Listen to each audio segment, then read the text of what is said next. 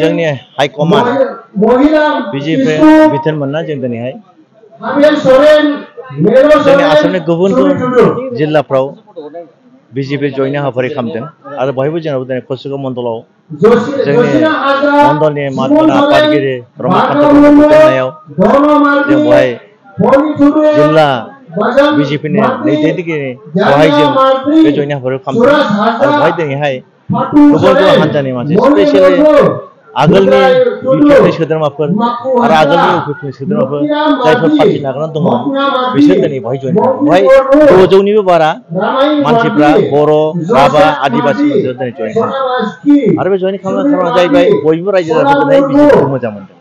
बिजेपिनि खामानि मावनायनि जे स्टाइल बिजेपिनि जे खामानि मावनायनि उद्देश्य भारत सरकारनि मानगोनां जोंनि गाहाय मन्त्रि नरेन्द्र मोदी बिथांनि दैदेननायाव जोंनि आसामनि गिबि मन्त्रि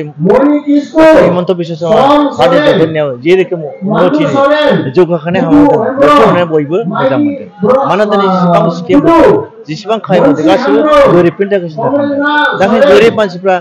गाहायाव थानानै जेबो डेभेलपमेन्ट मोना जौगाखांनाय मोना बेफोरखौ दिनै नुनानै दिनै बिजेपिनि सायाव आसा खालामनाय बयबो जगदान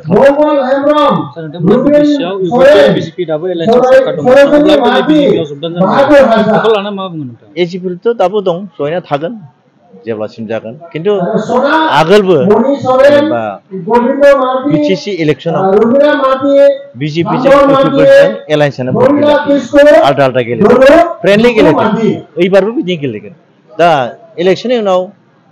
हयथ' एलायन्सबो जानो हागौ हयथ' जाबो जानो हागौ लुबैलायोबा जों एलायन्स गेलेगोन। दा खिन्थु जों इलेक्सनाव बिटिसि 40टासोआव 40टाबो जों आलदा आलदा गेलेगोन आरो जों देरहानाया जों खाथार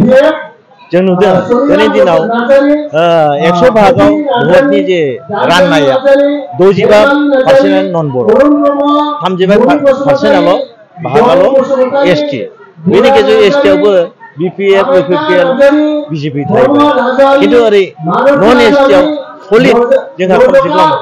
65आव जों 50% जों ओंखायनो देरहानाया जोंहा खारनांगौ। ओंखायनो दिनैहाय जों बयबो रायजोखौ खावलायदों जे नोंथांमोना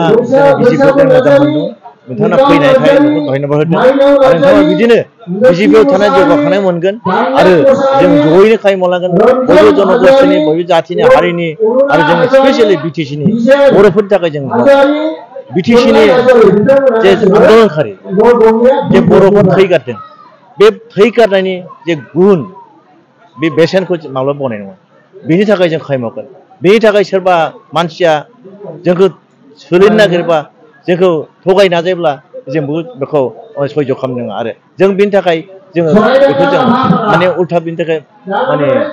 प्रटेस्ट खालामगोन जाहाथे रावबो बिदि खालामा। दिनै जों नुदों जोंनि मानगोनां गिबि मन्थ्रिया बर'फोरखौ मोजां मोनो बर'फोरखौ मोजां मोननायनि थाखाय दिनै थांनाय समनिफ्राय बर'खौ सहाय खालामफैदों दिनैबो सहाय खालामदों इयुनावबो सहाय खालामगोन होनना जोंनो खोथा होदों। ओंखायनो बर'नि जौगाखांनो बिथांमोन लुबैयो आरो जोंबो दिनैहाय बिजेपि हिसाबै बिजेपि जागोन पार्टि खिन्थु बर' हिसाबैनो बर'नि थाखाय मावगोन एसटिनि थाखाय मावगोन गुबुन गुबुन जाथिनि थाखाय मावगोन। बेहाय खुनु जाथिनि डिसक्रिमिनेसन जानाया बयबो खौसेयै खामानि मावगोन।